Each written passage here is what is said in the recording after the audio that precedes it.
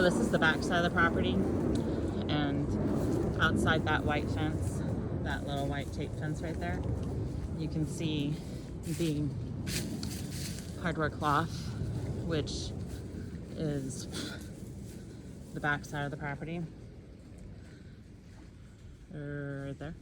See that T-post? So I'm running the pigs right now back here. I just gave them some squash from my neighbor's garden. And they have a self-feeder up here that they can access. And this whole area was covered in overgrowth and other things, but the piggies have cleared it out.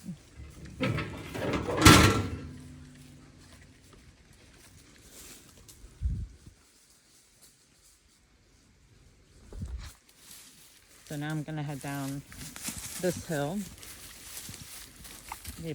My neighbor was gone for several days, and he had some overgrown zucchini plants, so he gave me those, and the bees are feasting.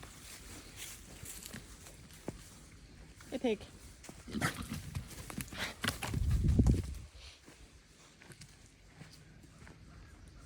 So I'm walking down the hill, and this is all their area right now, and you can see they've cleared it really nicely. They were over in this area, and that area is all cleared now too. And next they will go over here and clear that area. So that's their next spot. Here's their waterer that I put together for them from the 55-gallon food safe drum. Make it down the hill without tripping. Now this fence is just 2 pieces of tape, but it has 13 volts when you touch it. And this one is the only one that hurts enough where I actually react. So this is the side of the house. And those windows on top are our windows. That's the deck right outside our bedroom. So I'm coming down to the lower field. And this is that fence is the other outer limit of the property. There's my bees. I just set out a feeder for them. That white bucket that you see with the things hanging out of it had 25 gallons of water and sugar, and they normally are feasting on it, but right now they're hanging around on the outside of their hives. You can see that's called bearding. When they're gathered like that at the bottom, they're trying to cool off. Just stepped into beautiful butterfly on the butterfly bush. There's one other hive. That's my super active hive. That one. And this is a new hive. A lot less going on there, but I still see bees coming and going, so they're busy.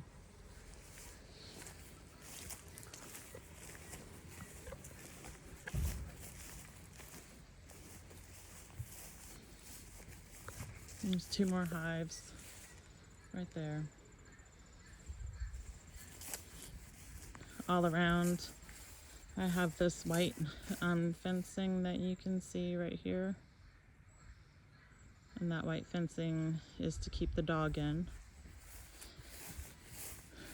So coming around the side, there's the motorhome. Glenn hasn't put it away yet. Got a long driveway.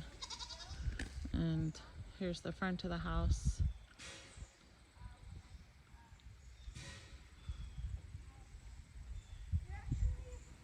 And kids are swinging.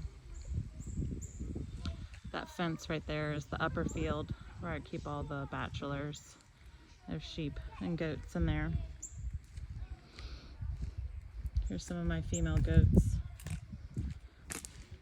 in the front of the barn.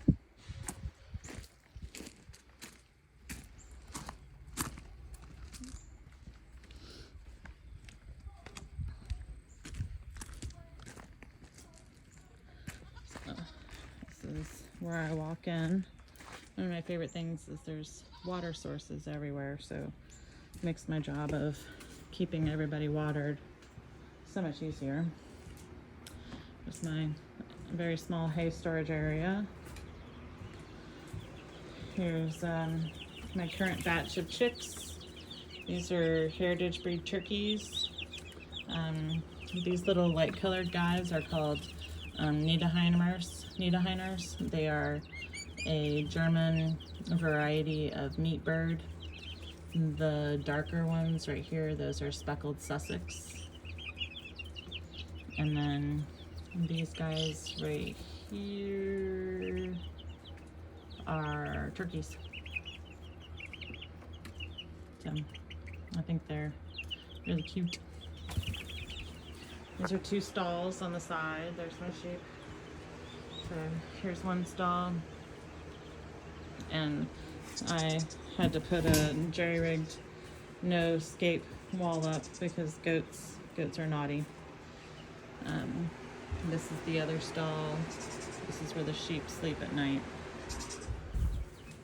Here's the other side of the barn. Tack room.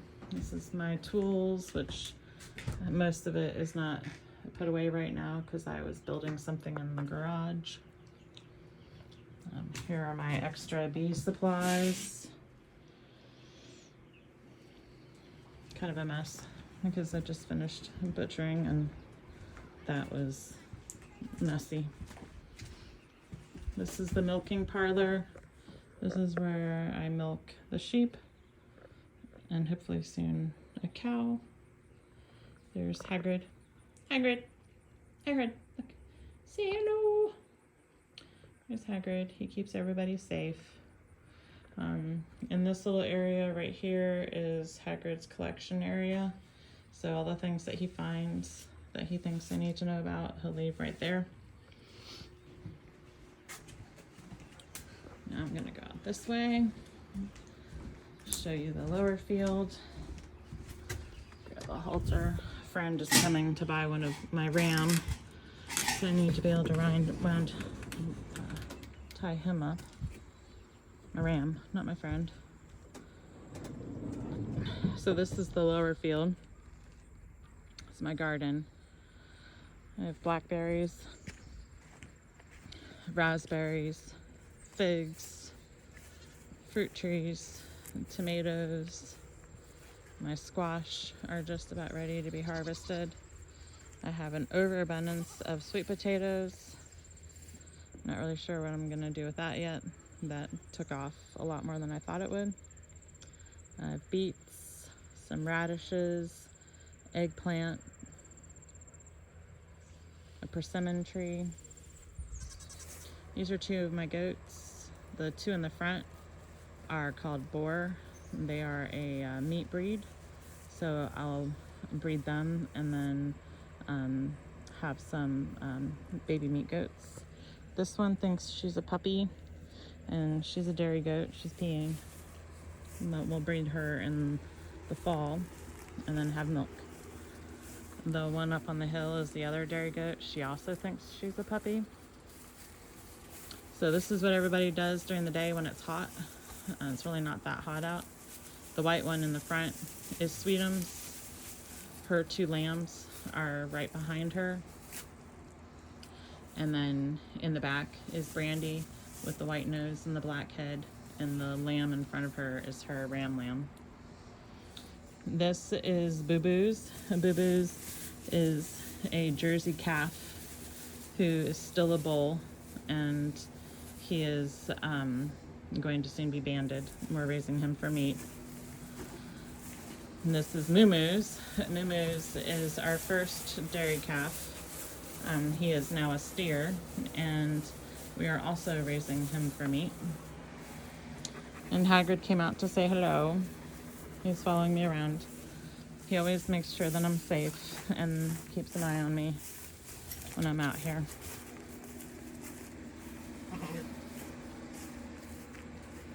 This is a mineral feeder, so each and every mineral that the sheep and goats need is available, and they can self-serve based on what their body says they need.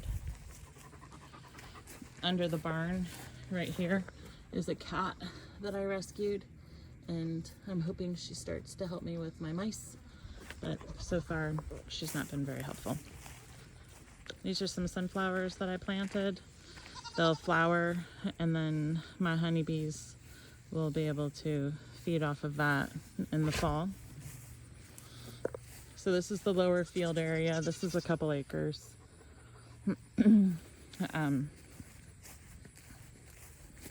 This first area are baby chicks and baby heritage turkeys, and then our Thanksgiving turkeys.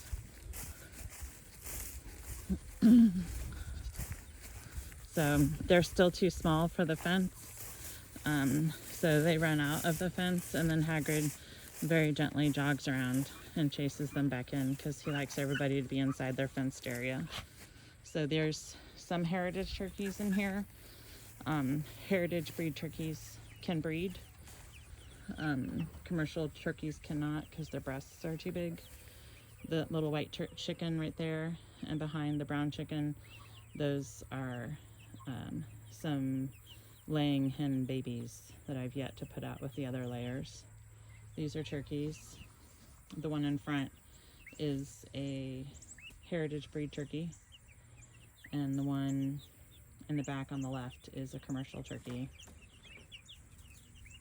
The commercial turkeys are several weeks younger than the heritage turkey, but you can see already how much more breast meat the commercial turkeys have. Again, Hagrid right behind me. This is the electric house. It's kind of the central point of the lower field where all the areas rotate around, and it's the central for all the electric fencing, which I'm not using right now in the field because Hagrid is able to patrol and do his job, so none of these fences are on. Normally they would, and they're about 2 volts, which really isn't a lot. It's enough to scare away a fox, but not a coyote. This is one of the egg structures.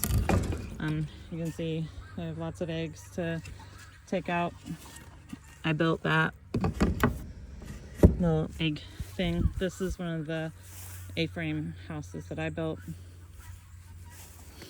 These are some of my egg ladies. More egg ladies. There's our very special goose. This is what the inside looks like. Nice place for them to feel safe, lay eggs. This is what I used for meat birds, but now I have it out here for them to provide shade on hot days. This is the little tub. Both areas have a tub for the ducks and geese because they have to be able to wash their face because they don't make saliva. More hens. I had to kill some roosters yesterday. Oh, and there goes Hagrid. He's gonna round up that hen and try to get her to come back into her area. He won't do anything else, but he'll just scare her to try to get her to come in. He's gotten pretty good at that. So this is, these birds are gonna be processed next week. These are the turkeys. The big white ones are due next week. They're really hot right now. Those ducks are egg ducks. They forage and lay eggs.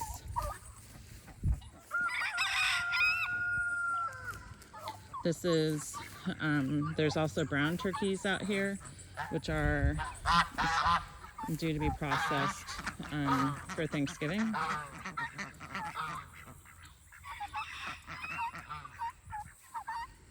Those 2 ducks are huge, or geese are huge. It's Mr. Darcy and Elizabeth.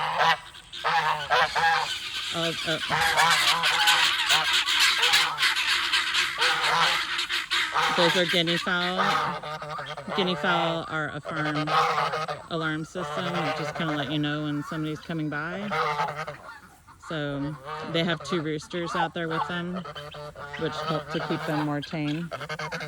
The turkeys are really friendly. They'll just walk right up. I think their food is low right now, so they're even more friendly. That's Mr. Tom. He's really quite attractive.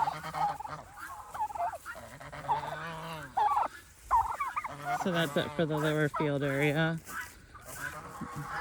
At the back side of the garden is this composting area that you can see right here. Let's see if I can, right there, or right there is the composting area. So it has 4 bays. This year I'm using 2, and then I'm taking compost from 1 bay. Hagrid uses it as a convenient pass-through from the garden area to over here, because he runs this fence line all night long, barking at the foxes and whatever else lives over there, telling them to leave his charges alone.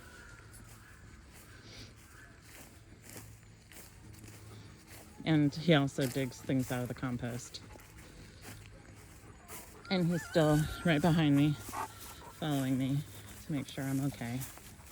He's very loyal. And the goats came out for snackies. They'll probably get into trouble.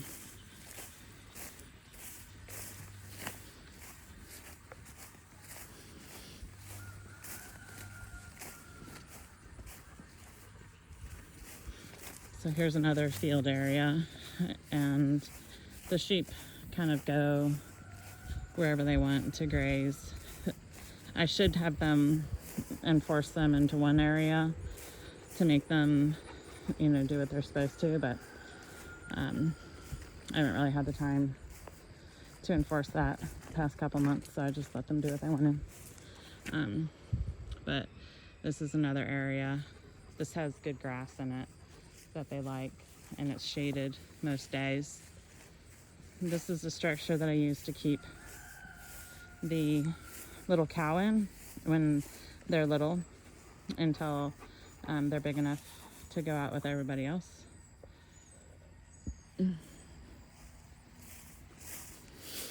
Because when he first got here, he was really overwhelmed. And let's get to the upper field.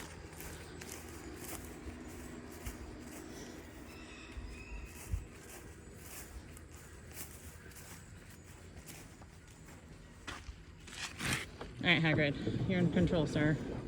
Do your job.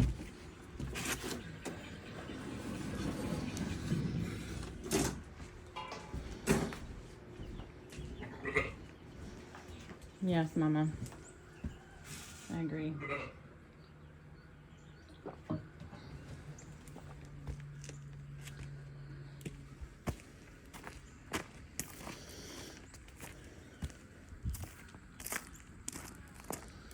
There's the kids playing.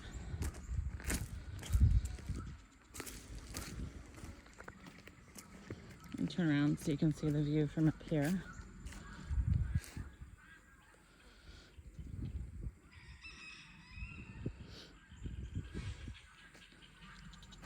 So these are all the boys.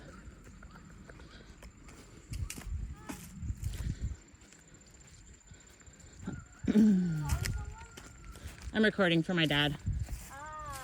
So you can see up here, there's a fence, like right there. That's the area up here.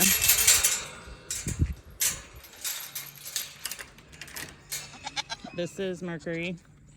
Sorry, Sinatra. He's our breeder for goats. This is Mercury. He is a wether. He's a friend. This is Mr. Styles. Mr. Styles is going today. Mr. Styles is a East Frisian. This is Dwayne. Dwayne is my breeder for this year. He has a beautiful coat. Look at his coat. And this is Kefta. Kefta is my freezer lamb. He has probably another 2 or 3 months before he can go in the freezer.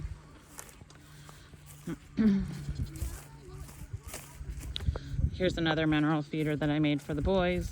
The same thing, has all the minerals, and then they just help themselves as needed. This is a hay thing that I made where the goats cannot get in it, but everybody can get their hay, because the goats, they would climb in it and then just pee on the hay, which is so gross. Like, why would you do that? This is the sheep shed that I made. Need to modify it. It was definitely a learning lesson. It's the largest thing I've ever made. So has straw in it and a hay feeder, so when it rains or snows they have a safe dry place to go to. This is a meat bird enclosure. The meat birds that we just processed were in there, and I bought the metal tubing as a kit and then built the frame out of 1x6s, and I added the roof to give them a dry spot, so there'll be more chickens going in there soon. And here's the side of the house. I would love to say that we go out on those decks a lot, but we don't.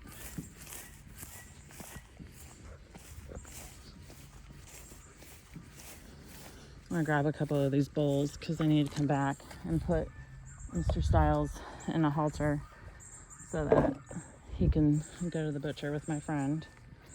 Do they need water? I'll take you around the back real quick.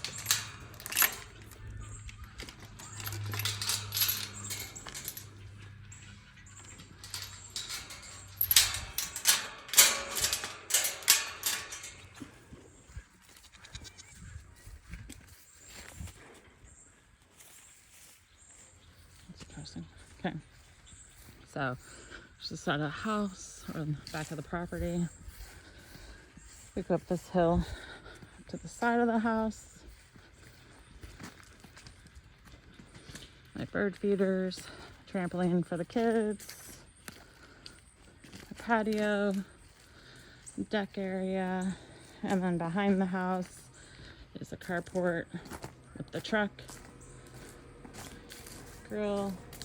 I love that it has a ceiling fan. We have used that one. My van, Snowbell. Snowbell is a cat. There's the truck, carport, nice wood shed. More woods. And then we come back to where I went out to see the pigs. I'll give you a quick tour of Glenn's garage and shop area, and then I'm gonna go round up my ram. This is where I kept the chickens as I was processing them. This is my chicken killing station. This is the plucker. So the bottom spins around and the bird bounces around and the feathers get taken off. This is Glenn's shop. His welder, which he's actually fixed some things with. Hand tools, drill press, bandsaw, super nice chop saw that I got him for Father's Day. Freezer. Refrigerator. Oh, my dauber nest. And they're making noise. I'll kill them tonight. This is where he parks his car. My wood scrap pile. His CNC router, where he does laser engraving. This is my beloved hot water heater and sink that I use a lot. Little deck right outside of Rachel's bedroom. And that is all.